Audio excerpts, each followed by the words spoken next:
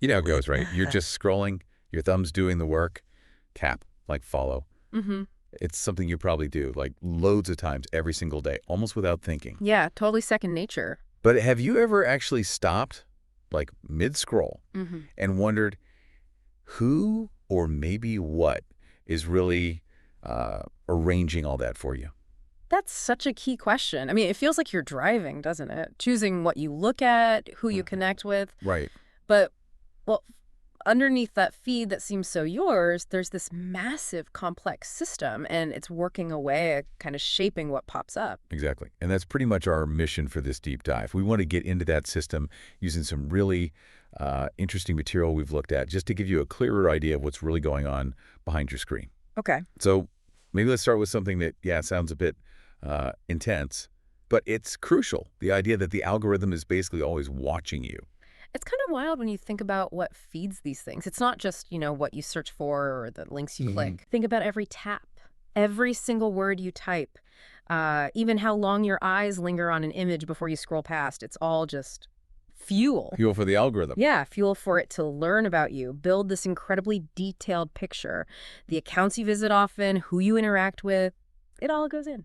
And it's not just sitting there watching, is it? Like Yeah. the stuff that shows up in your feed, the people it suggests you follow, those ads, that's not just random luck. Oh, definitely not random. It's curated. It's engineered even. Hmm. And yeah, as the sources suggest, it could even be kind of manipulative, designed to grab your attention in very specific ways. So if we connect the dots for you listening, Mm-hmm. you really have to grasp the business model here. Right. These platforms, they're not just charities giving you a fun place to hang out online. No free lunch. Pretty much. Your attention, the time you actually spend clicking and scrolling and reacting, that's the valuable thing. Hmm. That little bit of outrage you feel at a headline, or that spark of curiosity, or just the minutes ticking by while you scroll, it's all being packaged and sold. Well, yeah, auctioned off essentially to advertisers. They want to get their messages in front of very specific eyeballs, people interested in certain things, people who react a certain way. Your attention is that commodity. Wow. Yeah. It really does change how you think about just scrolling. It's designed then to keep you hooked. Absolutely. Keep you engaged, tap into whatever makes you pause, makes you react, holds you there for another few seconds, another minute. And they benefit directly from that time. Doesn't matter if you end up feeling informed or angry or just numb. Exactly. Which, brings up a really critical point about whether these systems are neutral. We tend to think of algorithms as just math, right? Objective code. Yeah, like computers don't have opinions. But the material we're looking at really highlights this major issue, bias. Bias that gets baked right into the code itself. Okay, let's unpack that a bit for you. It's not like someone sitting there typing, be biased against this group, right? Yeah. It's more subtle. Much more subtle, yeah. It really comes down to the data these AI systems learn from. If the data reflects society's existing biases, its historical inequalities, its prejudices, Then the AI just learns those too. it doesn't just learn them, it can actually amplify them. So the online world you experience isn't some clean slate. It inherits all our real-world baggage and sometimes makes it worse. And the sources we've got, they give some pretty stark examples of this for you, like facial recognition tech. Oh, yeah, that's a big one. It's been shown again and again to fail more often, misidentify people with darker skin tones, black and brown individuals specifically. Which has huge real-world consequences, obviously, if it's used for things like security or policing. Huge. And you see similar worrying patterns elsewhere, too. Think about hiring tools. Algorithms meant to sift through resumes efficiently. Right, make it easier to find good candidates. Sure, but if they're trained on historical hiring data from industries where, say, men were predominantly hired for certain roles, well, the algorithm might unintentionally learn to penalize female applicants. Even if the company doesn't want it to. Exactly. Or predictive policing. Models trying to guess where crime might happen next, if they're fed data based on past policing patterns, which might already overpolice certain low-income areas. The model just tells them to keep policing those same areas. It reinforces the cycle. Precisely. It can perpetuate those existing patterns. The source material actually uses this really strong term for you, digital segregation. Wow. Yeah. It really hammers home that this isn't just about getting slightly different ads online. This is about real systemic inequalities getting coded into the digital spaces you use every day. And what's sort of insidious about it, for you, is how it's masked by that feeling of personalization, right? Totally. Your feed feels like your feed, Yeah. tailored just for you. Your hobbies, your clicks. It's convenient. It shows you more of what it thinks you like. But that convenience, Yeah. it has a downside.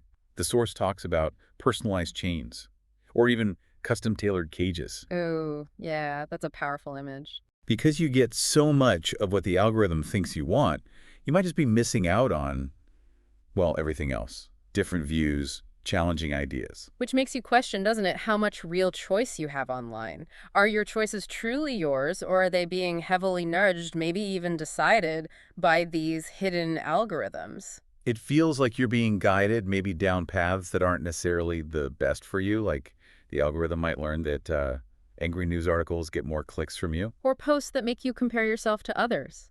Uh, Things that trigger strong emotional responses. right. Because that drives engagement. Even if it's not accurate or helpful or true, it gets prioritized over maybe more balanced factual stuff. So it's less like you're just passively scrolling through information. And more like you're being actively shaped, Yeah, sculpted even. that's a good way to put it. The algorithm is sculpting your online experience and maybe, bit by bit, influencing how you see the actual world. Which, okay, leads to this really interesting comparison in the material for you. Yeah. Modern data colonialism. Yeah, that's a fascinating parallel. It compares what's happening now in the digital world you operate in to historical colonialism, but instead of land and physical resources. It's about data, attention, culture even. Your voice, your thoughts as expressed online. That's the new territory being mined. But mine's from you. Exactly. The focus shifts from grabbing land to extracting data. And it's not just the obvious stuff like your purchase history. It's your social connections, your opinions, the nuances of your language. And the craziest part for you might be how willingly we participate. You click agree on those super long terms of service. Without reading a word, usually. Yeah. And just like that, you've basically handed over the keys. You're contributing to this whole extraction process without maybe fully realizing the scale of it. That click feels so minor, doesn't it? Just a box to tick so you can use the app or the website. Totally trivial. But it has these massive implications for who controls your information, how it's used, who profits from it. Okay, so wrapping this up a bit for you. The big takeaway is that your online feed, it looks personal, it feels like it's just for you. But it's actually this carefully constructed thing, built by algorithms with, let's be honest, specific goals, often commercial goals, maximizing your time, your clicks, your engagement. Yeah, and like the source says so powerfully for you every time you interact online, you're potentially letting it rewrite the code of your mind. Yeah, that's intense. It is because that constant drip feed of curated stuff, it can shift your perspective over time, your beliefs, what you think is important, what you even think is real. So it leaves you with some pretty big questions to mull over, doesn't it? Like when you're lost down that rabbit hole online, who's actually benefiting from your distraction? Yeah, and who's profiting if you're confused, or if misinformation is spreading easily in those spaces you're in. And the bottom line question, maybe, who is actually in control of the stories, the information, the narratives that you see every single day? It really forces you to think about your role in all this. You're not just a passive consumer. Right, Yeah. you shouldn't be anyway. Right, you need to be critical. It's essential for you to cultivate that habit of questioning what you see. Absolutely. For you listening, don't just take it at face value. Look deeper. Question it. Think about where it's coming from, who benefits. Be aware of these forces shaping your specific online world. And maybe make a conscious effort to break out of the bubble sometimes, actively look for different perspectives, challenge those filters that might be, narrowing your view. Yeah. It definitely gives you a lot to chew on. This whole idea that the digital world, which feels so instant and so is actually run by these complex systems constantly learning from your every move. Makes you look at that next scroll a bit differently, eh? It really, really does. Yeah.